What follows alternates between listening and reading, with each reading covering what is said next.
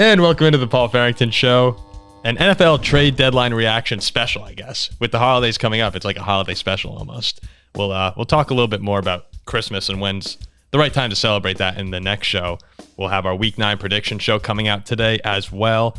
Paul Farrington joined alongside Jack Weinberger, Robert Ziggy Ziegler at the University of Virginia, and Zach Bloomquist, the best executive producer Flex on him. in the game. A pretty active trade deadline in the NFL. We were talking about it in our group chat, and it felt a little bit like the NBA with the quick trades down to the wire. I know the Giants were trying to make a trade with San Francisco that they didn't get in time. That's a rumor. John Lynch denied it. But a lot of big trades happening right as we approach the deadline of 4 o'clock yesterday. And perhaps the biggest one of the day was Chase Young moving from the Commanders over to the 49ers of all teams in exchange for a third-round pick. Chase Young right now is having a really good season. 5 sacks through 7 games. He's on track to outpace his 7.5 from his rookie season, the most he's ever had in his career. And he joins a defensive line now with Nick Bosa, Eric Armstead, Javon Hargrave, and now him. I mean, that is just filthy in San Francisco right now. Yeah, remember what those two boys did back at Ohio State? Insane. That's dangerous stuff. It's all to stop the tush push. It's all about the tush push. NFC Championship game, you got to stop the tush push. But just when you thought this defensive line really couldn't get any better, they go out and get at least on paper, because we said right. But I was just gonna bring that up. This is a perfect addition now because they have had their struggles, and now you got another player who's capable of being a superstar. Ziggy, was your first reaction to this Chase Young trade like, oh my God, San Francisco finds a way to do it again? Yeah, I mean, look, it's like Percy Shelley said, right? The rich have become richer, the poor have become poorer. Like, I get why the Commanders have to do this, and we can talk about from their perspective in a minute. But the 49ers next week are going to be rolling out Chase Young, Eric Armstead, Javon Hargrave, and Nick Bosa. Like, Chase Young might be the worst player on that defensive line. Who are they playing? This weekend, San Francisco? The 49ers this weekend. Are they playing this weekend? Or is it a bye? They're on a bye. Yeah, they're on a bye after. I was like, yeah. Just looking. And then they go to the Jacksonville. But no, I mean, the defensive line, they're swapping out Clow and Farrell for Chase Young here. So I think that's going to make it even tougher. It's going to give them an even better pass rush. It's just like how we were talking about last week, for Brock Purdy to get better, things like the defense and the skill position players would have to step up. I think this is going to help the defense in a big way, and that's going to help Brock Purdy in an even bigger way. When you look at the NFC too, my main takeaway from the trade was, in the AFC, you have all the quarterbacks, right? You have Joe Burrow, Patrick Mahomes, Josh Allen. We've said the list a million times. In the NFC, it's an arms race for the trenches. Think about the offensive lines that you have to go through if you're San Francisco to get to the Super Bowl. Philadelphia might be the best in football. You have Detroit, who is really, really good, and Dallas as well. I mean, star players all over all three of those offensive lines.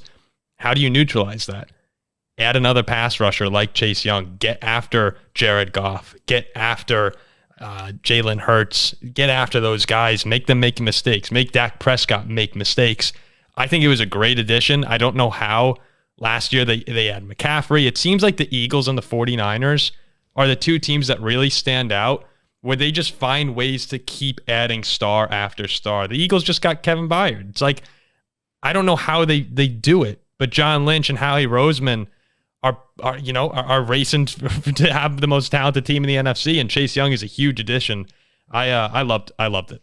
And you can never be too strong up front, especially in the NFC on that line, because look, you got to go up against not just good lines, but good run games. Jahmyr Gibbs, he's what he did the other night. DeAndre Swift, Kenneth Walker. And we were just talking about on the last show, our reaction show, what we're more concerned about right now between Brock Purdy and the Niners D. And we're all talking about the Niners up front. They're paid like superstars. Well, here you go. Now you just got a lot better. Yeah. So go play like superstars. There's no excuse now with another star there. Ziggy, you mentioned the Commanders. We'll get to them in one sec. I want to talk about their other trade of the day. They trade Montez Sweat to Chicago, and you're already shaking your head. The Commanders, in return, get a 2024 second-round pick from the Bears. Why do you dislike this so much for Chicago?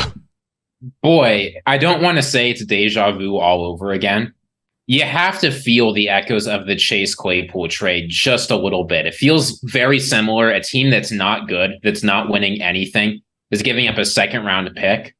But here's the thing. Like, I get that Montez Sweat has shown more and that he's a player who makes sense for them to get. But he's only got 9 games left on his contract. The Bears are already in danger of Jalen Johnson.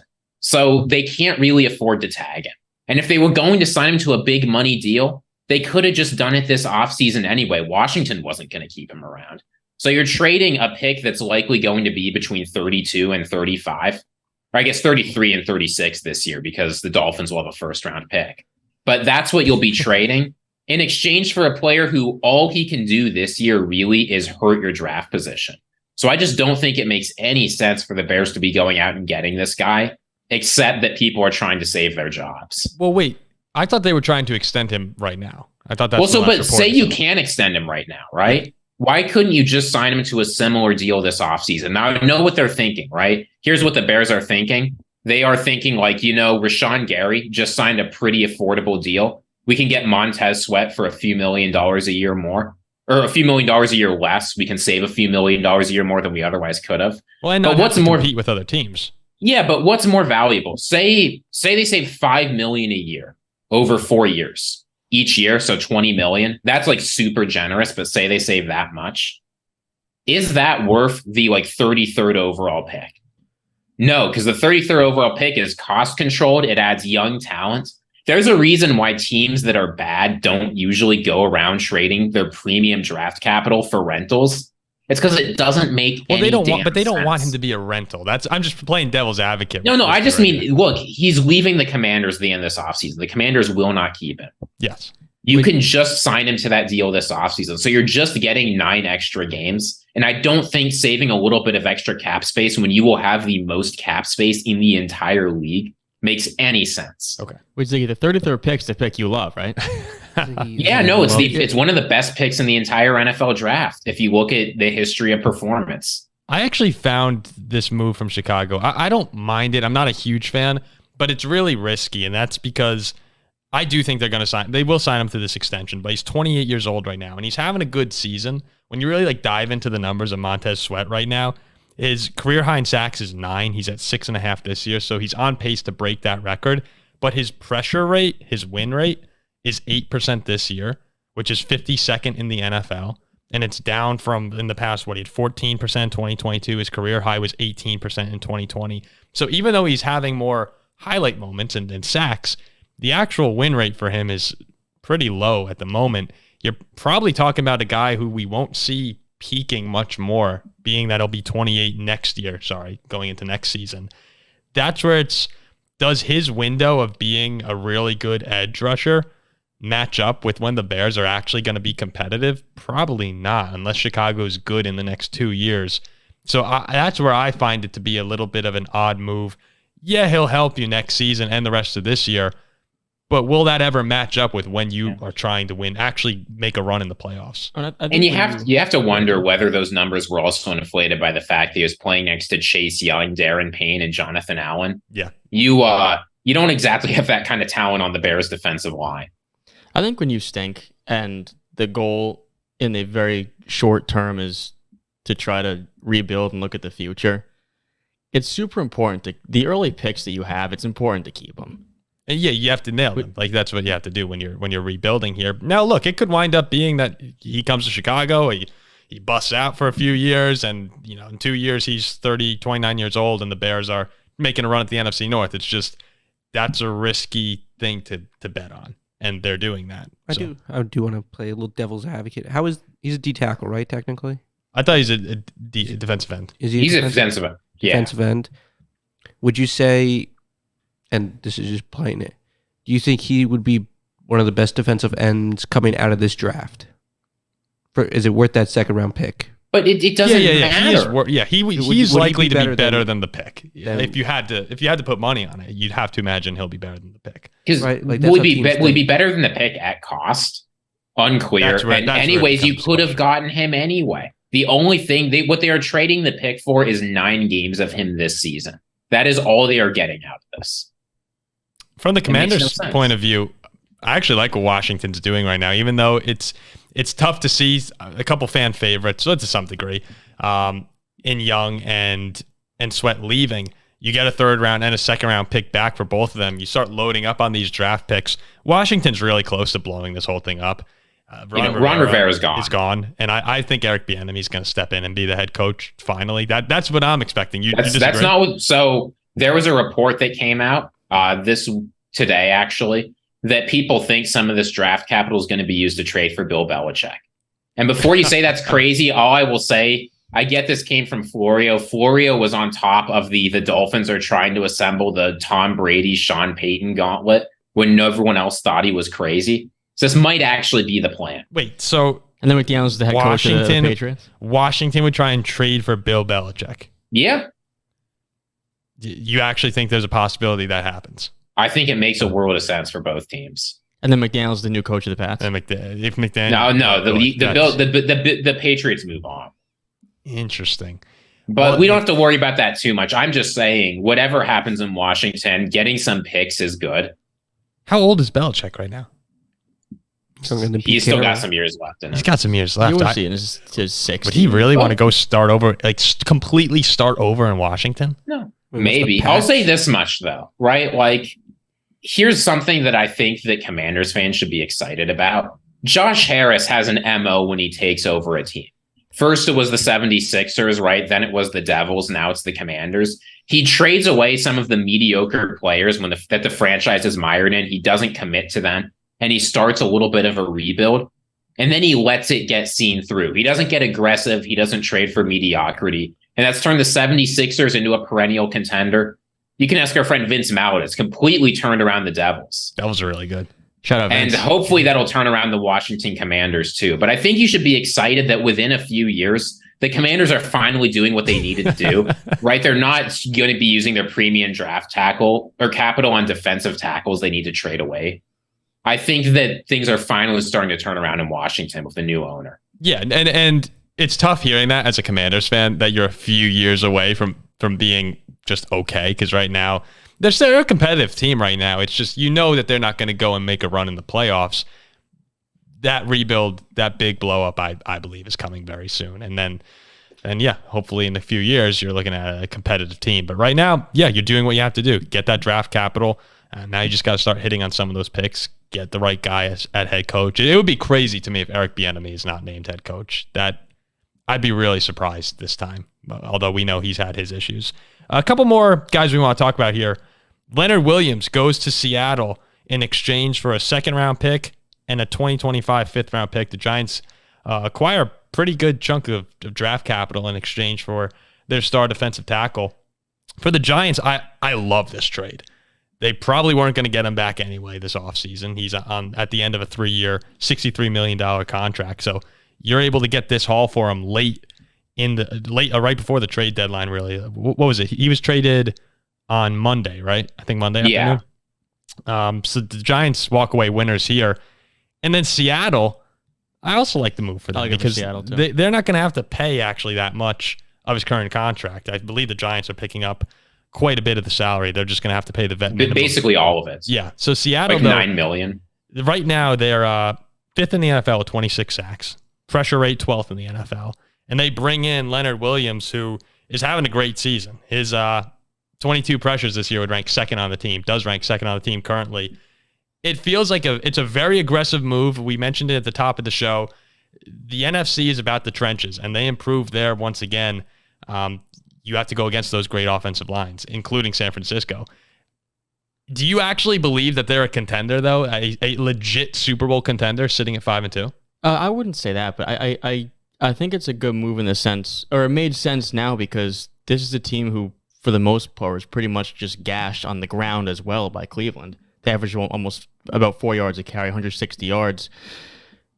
And you can never be, like I said before about San Francisco, too strong up there, up front. But back to the Super Bowl question, I just think they're going to have to go on the road in the playoffs because Sanford will win that division when all is said and done. I'll go back on my initial prediction with the Seahawks earlier in the year. and I don't see him winning at a place. You're going back on your Seattle prediction right now, even though 8 weeks into the season, yeah, I'm going back. They are leading the NFC West. I'm going back. Now's the time for you to double down. San Francisco's in disarray. Seattle's 5-2, and they're still just half a game up. Yeah, but so why would you back down now? San Fran's better. They are, but I feel like you should stick to that until you're wrong. Most likely, gun to my head, I say San Fran wins that division. So Seattle will coward, man. So I know. So Seattle will go on the road and probably can't do it. If they need a home game, they need to win the division. Ziggy, are the Seahawks Super Bowl contenders? This trade is just mysterious to me. Remember, Leonard Williams was traded last year in a contract year, or 4 years ago, in a contract year for a third and a fifth when he was 25. Now that he's 29, the Seahawks have somehow magically decided he's worth more than that and traded a second round pick. Maybe they're assuming he'll fetch them a third round compensatory pick, which is silly. But look, for this trade to be worth it, Leonard Williams needs to completely transform the defensive line, and the Seahawks need to make a deep playoff run. And I just have no reason to think he's that guy. He is like a solid role player who in a good situation can produce. And like he's an above average defensive lineman, but it's not like they're getting Aaron Donald here, right? They're not getting the kind of guy that transforms your defense. So it's tough for me to see this trade really working out for Seattle, right? Either they're going to give him a lucrative contract, which I think just makes this trade even more puzzling, or they let him walk, in which case, why are you trading a second round pick? I think considering the circumstances, the Giants did well. I don't think the Seahawks are real Super Bowl contenders, and thinking that you're one player away is always the wrong way to go. The 49ers are not one player away, which is exactly why it makes sense to go get one more player. Leonard Williams and Chase Young. Leonard Williams is just not the guy who's going to turn you from decent, sort of frisky team to Super Bowl champion. He's just not. If you thought the Seahawks weren't a contender, like this is not much of a difference. This doesn't change. It doesn't change. Yeah, if you thought they were, then I guess they still are. Does Chase Young going to San Francisco change your mind a lot more for the 49ers? They still are regardless to me. Oh no, they are, but that's a bigger impact than Leonard Williams going to Seattle. Yeah, totally. Yeah, and you for less draft capital. And you gave up more if you're the Seahawks. Like if I were to think Seattle was Seahawks fans are not going to be happy about this. If I thought Seattle was a contender beforehand, that doesn't change things for me. I still don't think they are. I don't think they're a contender. I think they're a good team. You said it perfect, Ziggy. They're a frisky team, but when all said and done, they're a wild card team. They need the West. They need to win the West. And we'll talk about the game they have this week against the Ravens in our prediction show. Like they host San Francisco, which is huge. They still have that home game against them. I mean, you never know. I don't think they will. Okay, so we're all out on this trade for the Seahawks. It's a good player. I think it was. But he's probably going to be a rental. I don't expect them to re-sign him this offseason. Even if they do, yes. I don't hate the move, but I just don't think it turns into anything special. Okay. Yeah, so because do you know what this trade reminds me a lot of? Actually, it reminds me of the Jamal Adams trade. If they don't get results immediately from him, it won't end up being a good trade, whether they extend him or let him walk. And after giving up this draft capital, it becomes a lot harder to negotiate with players because they know they have a little more leverage. I just don't think the results are coming this year. So even if it'll be a little bit less disastrous than the Jamal Adams situation, I don't think the outcome's going to be a whole lot better for them. But nonetheless, if you're a Seattle fan, I guess you have to. The positive takeaway you have here is that your team's confident now that they're at 5-2. You know, they're making a move, like they're going for it, and if it works out, we'll have to sit back here and give them credit for an aggressive move when a lot of other contenders did not go out there and make quite the same splash that they did. They're my 2 seed preseason, I think. Yeah, you should be holding on to that right now, 100%. I'm not a huge fan. Just a couple more guys to get to right here. I want to talk about the Vikings had 2 trades. We'll touch on these quickly. So Kirk Cousins, as we all know, tears his Achilles. Tuesday they trade for Josh Dobbs. They give up a 6th-round pick in 2024, so really not losing any capital at all. But I want to talk about why I think the Vikings are actually still very much alive in the wild card race in the NFC North. NFC North, I think, is probably going to be out of reach. Detroit is likely to run away with that division. But when you look up and down the NFC, Josh Dobbs' numbers this year have actually been okay, despite the 1-7 record for the Cardinals. he's played okay. He hasn't been great, but that Cardinals team is not very talented. Josh Dobbs is probably playing just as well as Jordan Love, right? And Justin Fields is playing okay. And the other teams in the NFC you're going to compete against is going to be the South teams, the Falcons, the Saints, the Bucks. Like, I don't think that Josh Dobbs is coming into a situation where he can't play some of the best football of his career with Justin Jefferson returning soon, Jordan Addison stepping up, TJ Hawkinson is playing some of the best football of his career. And the defense under Brian Flores has drastically turned around. I mean, what a difference from last year to now. And that's your guy, Zach, Brian Flores. He was a Steeler too. Your guy too. Sure was. And the offensive line. The offensive line is also unbelievably playing really good football. This whole Vikings team is playing great. It's now a matter of, can Josh Dobbs come in and not mess up the entire thing? So I think that this team very well could go and make a run at the 7th seed. Oh, there's a world of Vikings win the next 4 of their 5 games. Mm-hmm. They're playing cream puffs, I think, back-to-back weeks. We talked about this last episode. He just has to be, and I said this about Jaren Hall, whoever was going to start at QB, I guess it's Dobbs now. He just has to kind of be all right because the weapons are there. Like, you have JJ, who's coming back shortly, Addison, Hawkinson. It's a decent cast around him. He just can't be abysmal. And Josh Dobbs is not. Like, he's in a situation. He could be. But I don't. Could be, but he's been in a tough situation. Yes. In Arizona. Oh, yeah. 100%. Minnesota's not a bad situation offensively. And I think he's okay enough to captain that. Ziggy, as a fellow Vikings fan, were you happy with this move? All right, there's a skull. I guess. Yeah, no, I like this trade, and I'll tell you why. Me too. They gave up very little. There's no point in giving up on the season. And one thing I think people aren't paying attention to with Dobbs is he adds something to this offense that Kirk Cousins couldn't, namely the running game. Yep. I get that he's not Lamar Jackson, but he's got 260 rushing yards this season. I don't think this gets a lot of attention. So Dobbs will make more mistakes than Kirk Cousins. There's no doubt about it. But in some sense, when things are going at all cylinders, the offense is go in motion and then get the ball to Justin Jefferson. And if you can't get the ball to Jordan Addison, and if you can't, then run. Like, that's how this offense is going to look. And I think that's totally fine. So if your goal is to make the playoffs and be a threat to win a game, Dobbs, he makes some mistakes, but he also makes some good plays. And there are a couple plays he can make that Kirk Cousins just couldn't.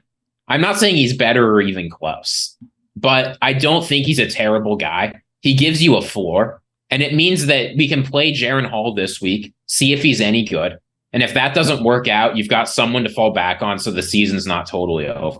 He's the third. I'll give him a 6th round pick for that. The third leading rusher among quarterbacks in the NFL this year. I mean, I was saying too, my move, I remember I was talking about going and getting a Case Keenum, but I was kind of half joking, half not. But the point is getting somebody for super cheap, and that's what they did. You really gave up nothing. Like, there's really no harm done at all. And I think Dobbs is a half decent quarterback. I would prefer Dobbs. The thing that the one thing I did not want was to go out and get, I like Case Keenum, but if Case is a little more mobile, but I didn't want to get Dobbs is a better Nick than Foles. I didn't want to get a Matt Ryan. I didn't want to get a quarterback, an older guy who is going to come in and just get absolutely annihilated and make, a Kirk Cousins who just can't throw the football. Like, Kirk was going up to the line. He can't move, but Kirk was reading defenses better than he has his entire career. They were saying he was going up to the line of scrimmage with 3 plays in his back pocket. Like, he had mastered the O'Connell offense. Whoever we had coming in, who was a statue in the pocket, was not going to be at that level. So I like having the dual threat ability, someone who adds a dimension we haven't seen to the O'Connell offense, and give Kevin another weapon to mess around with. Why are you laughing so much, Zach? I don't know. I'm just smiling. It's Zach's like, your season's over. Shut up. Are you high, Zach? No. Zach's like, shut up. Your season's over. Definitely not. I bet you we're going to win the same number of Super Bowls as the Dolphins this year. The last thing. Whoa. Oh, yeah, Mr. 1 seed of the AFC. What's with the shade? Man? You're laughing at us. I'm going to defend the Vikings a little bit. It is hot down here. Thank you. How surprising would it be if the Vikings win the same number of playoff games as the Dolphins, namely like 1? Not that shocking. All right, Zach. Yeah. Well, I'm sorry that we don't play in the NFC East where everything is just, garbage on garbage. Neither do we. The North. What? The North. No, the NFC. Just the NFC in general. No, I don't know what he's saying right now. I thought I said East. So I also just want to mention this real quick. did. Ezra Cleveland went to the Jaguars. The Vikings traded him. He was having a good season. He was playing okay. But the response on Twitter And the response from like general fans is like, I think Ian Rappaport it was one of the reporters said, Vikings trade standout left guard Ezra Cleveland. And people were like, why are the Vikings giving up such a talented young guard? Do you remember 4 weeks ago, I was sitting here screaming into the microphone to get rid of the guards? They've drastically improved since then, and Cleveland's probably playing some of the best football of his career. It sounds like he was a really nice guy, but Dalton Risner came in. There's a reason that we traded Cleveland. If Cleveland was playing that well, we would not have just given him up for as cheap as we did. Like he's had his moments, but Ezra Cleveland is not someone that I look back when we trade him. I was like, oh, all right, like yeah, Risner, okay, he's better. It was just a strange response from people that Ezra Cleveland seemed to be such a gigantic loss and poor trade from Kwesi. I don't know what that was. No, like look, Dalton Risner was just some guy on the street, right? Any team could have gone out and signed this guy. And then Risner steps in and plays better than Ezra Cleveland. And we're supposed to believe that like Cleveland is this irreplaceable guy. Guess what? Just a free agent was better than him. Yeah. So like I'm not saying that Cleveland is like terrible. It's a good move for Jacksonville. It's a good move. The Jaguars gave it up because Cleveland, he can play guard, he can play tackle. He's someone who can step into a lot of positions if they get an injury, which is important. Right? There aren't a lot of players that are that flexible. It's not because he's a stud. Yeah, I agree. There's just a couple more things, Zach, because I know Zach is getting impatient with the I'm not getting impatient NFL trade deadline show here. No. I wanted to mention the Packers. I know we have a good Packer fan base following the cheese, and we try and be fair whenever we can to Green Bay. They trade Rasul Douglas to the Bills, and they also send a 5th-round pick in exchange for a 2024 3rd-round pick. Can you tell everybody what you said in the chat? What do you say? What do you say in the chat?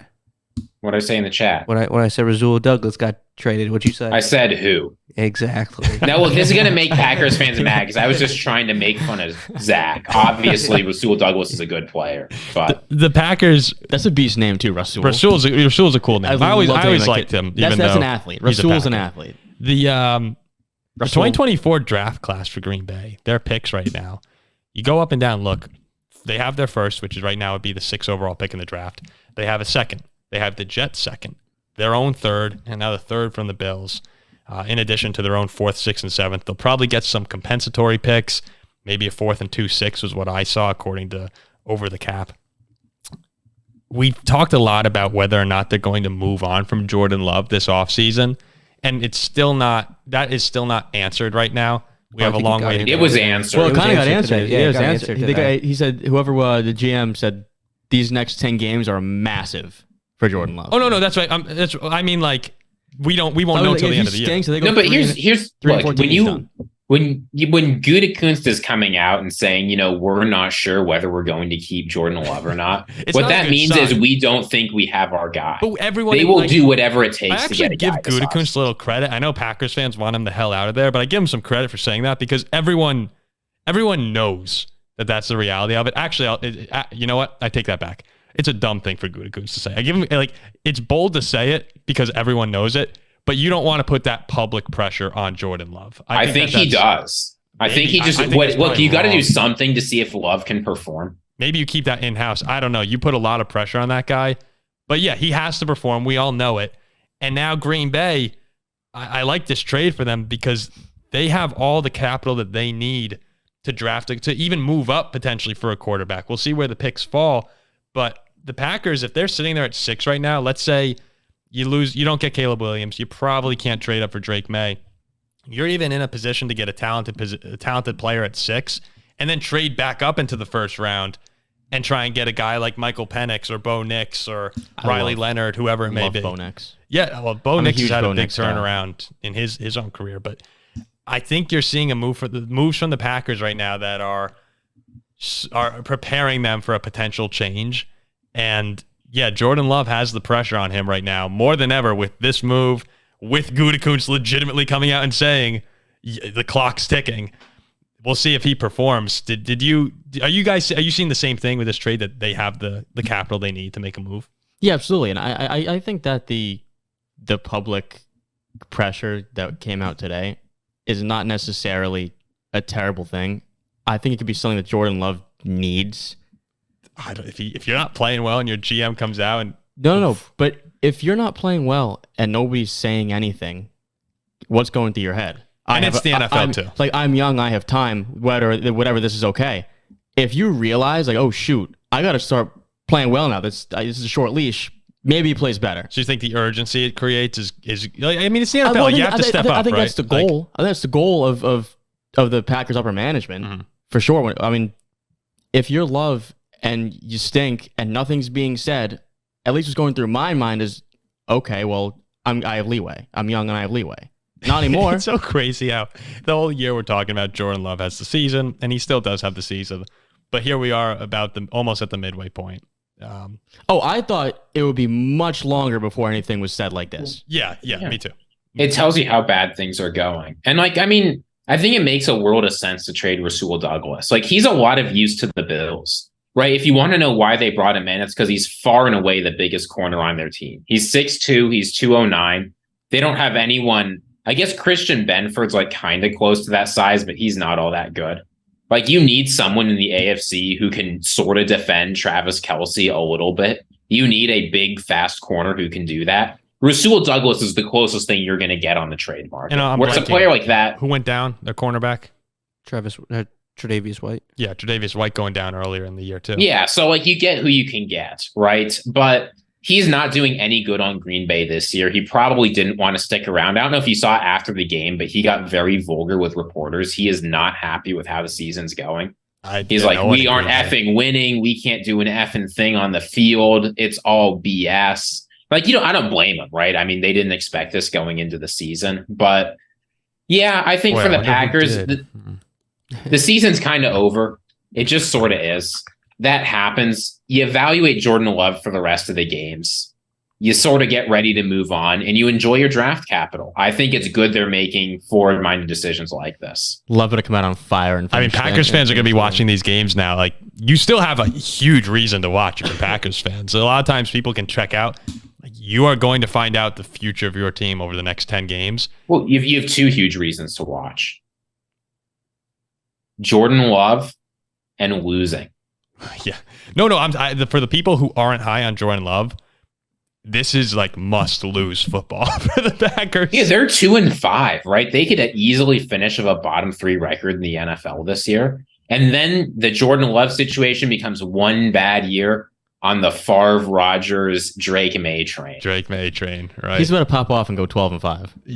Yeah. But if he does, then you're happy. Hey, then you're happy too. You really can't lose this situation. It's kind of like we said with the Cardinals, right? Kyler Murray comes back and is amazing. Okay, great. If he comes back and they suck, congrats. You're going to wind up with Drake Maye or Caleb Williams probably. And Ziggy, just for anyone listening, I want to make this clear right now. Ziggy likes Drake Maye more than Caleb Williams. You're probably the only person I've heard. I like 4 QBs better than Caleb Williams. But you're not serious. I'm dead serious. I take Penix, I take Bo Nix, I take Drake Maye, I take them all. I hate Caleb Williams. JJ McCarthy.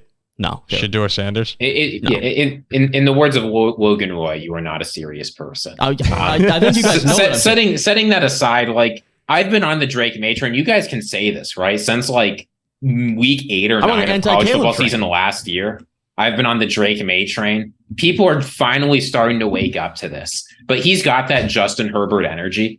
And indeed, people look at Herbert and say he's pretty good, but he's no Mahomes. If Mahomes were slightly worse in the pocket, Herbert would probably be a better player than him. And it's not like Caleb Williams is an elite pocket passer from what we've seen. He's very good, right? I'm not saying he's bad, but Drake Maye brings certain things to the table that Caleb Williams doesn't. I bet he's going to be the more successful player, and I guarantee you that some NFL teams right now, including maybe the Packers for all I know, have Drake Maye as the number 1 QB on their board. I don't think Caleb's a first rounder. This is just silly. Caleb Williams is a top 3 prospect. I've been anti-Caleb. I love that we're talking about this, but this is a trade deadline show. Okay. Here's the trade deadline. Whatever quarterback you want, there's a lot of them. There's a lot of debate. It'll be exciting for hours. Yeah, once it flips, once it flips, I'm stopping the train. Okay, the last thing we're going to talk about in this show, because we still have our prediction show to get to in this record here. I don't think anybody cares. I know. I know Jack. I know exactly what Jack's going to say about this. This will be a couple minutes, 5 minutes here. Josh McDaniels and General Manager Dave Ziegler. That's one of the Zieglers were fired by Mark Davis and the Raiders. At like 10 p.m. on a Tuesday. Yeah, late on a Tuesday night. It had been a disaster with Josh McDaniels. The coordinator too. The offensive coordinator too. Yep. Lombardi's gone. The clean house amongst the coaching staff in Vegas. They went 9-16 under McDaniels. He was 11-17 with the Broncos in 2009, 2010. Also didn't finish that second season. Some of the losses that Vegas had during this tenure here, the largest collapse in franchise history when they blew a 20-0 lead against the Cardinals. Remember the fumble recovery, I believe it was, returned in overtime last season. Horrible. Was it the Patriots? No. That was when Mac Jones. You're thinking when Mac Jones. I can't remember. Heaved that terrible. Chandler Jones, someone threw right? the lateral. Someone threw the lateral, and Chandler Jones ran it. Right. Yeah, It was Jacoby Myers. Yes, Jacoby Myers. Also, the Jeff Saturday game when he literally came off the street coaching like high school football and beat them. That was the Raiders. So funny. Yes. Bajent a couple weeks ago. I know that the Raiders also had a backup in, but Bajent went and lit them up. I mean, blown out by Tyson Bajent and the Bears. And that's just a few of them. Some really bad losses for Vegas by Kenny Pickett during that time. They should have beat you. That tells you something about the Steelers. But when you look overall at the stats for Vegas, with their offense under McDaniels this year, 31st in yards per game, 30th in points per game, 32nd rushing yards per game. And then they were on fire as the 22nd ranked passing should have offense. beat us is an insane thing to say. Maybe not should have, but that was a good game. But that's a nuts It was a really good game. It was a good game. Like should have just a stupid word in that situation. Here's what I wanted to say about Josh McDaniels' time in Vegas is that we all knew it wasn't going to work. As soon as he was hired, I believe all of us were on the phone at one point saying, what the hell are they doing? You saw what happened in Denver. We knew that. We've talked with people who were close to the situation in Denver who said no one was happy in that situation. It was a complete disaster. And what does Josh McDaniels have that no one else had? He could go back to the sanctuary in New England where he was sitting behind the greatest player in the history of the sport to bail him out over and over and over again. It's like there are some players who make everyone look good. Tom Brady's one of those guys. I'm a producer. There are hosts who make anyone look good. Okay? It's like that. The crazy thing is there are people who are actually doing the work who make everyone else look a lot better than they actually are. And that was the case with Josh McDaniels, not a head coach. It made no sense at the time, so this is not shocking at all to me. This is your argument. I mean, you look at a couple occasions this year, and the Steelers sticks out at me when he decides to kick a field goal. It's just some decisions, it's like brain dead. And then against Green Bay, it was 4th and inches. You're up by, I believe, a touchdown or 4 points, something like that, a possession. 4th and inches on Green Bay's like 40. And instead of trying to just go for it to ice the game away, I believe you attempt like a 57-yarder and you miss. And then I want to shout out one of our listeners, Raiders fan. His name's Jake. I was texting during that game. I remember. I'm like, Jake, Josh McDaniels might just be as dumb as they get. And he goes, dude, he needs to be fired like ASAP. I feel bad because I don't want to kick a guy when he's down, and that's exactly what he's made his money. And we just ripped into him right there. So I feel bad for beating up on him after he just gets fired. But it was just it felt like this was inevitable. There's worse things. He makes his money. Yeah, we're happy for him in that regard. Like, Josh McDaniels, go ahead and enjoy. He's good. He's got to go. But this was a mistake. The second, I think Andrew said when he used to be on the show, Rich Bisaccia took them on that magical run to the playoffs with Derek Carr, and maybe he should have been the coach. Who knows? But Ziggy, I'm sorry, we didn't. You have a similar last name, a common last name to one of the people involved in these firings with Dave Ziegler. Was this surprising to you at all? I'll tell you what's surprising. The Raiders fired their GM and their head coach and their offensive coordinator and benched their starting quarterback and are favorites over the Giants. Still. No, I mean, look, it's the fact that Mark Davis gave him a 6-year fully guaranteed contract, I think is just silly. I don't know, right? Like, he got impatient. He should have. Things were an utter disaster there. But I think it's interesting, like In the Belichick like second dynasty era, all three of those coordinators got big jobs, right? McDaniels, Patricia, and Joe Judge. All three of his main coordinators got head coaching jobs, and it was a disaster everywhere. Yep. I hope that this, along with sort of the Patriots collapse this in the past couple seasons, I'm not throwing any shade at Belichick here, but I hope no one else tries to import the Patriot way anymore. It's been terrible almost everywhere. Actually, not almost, absolutely everywhere it has been tried.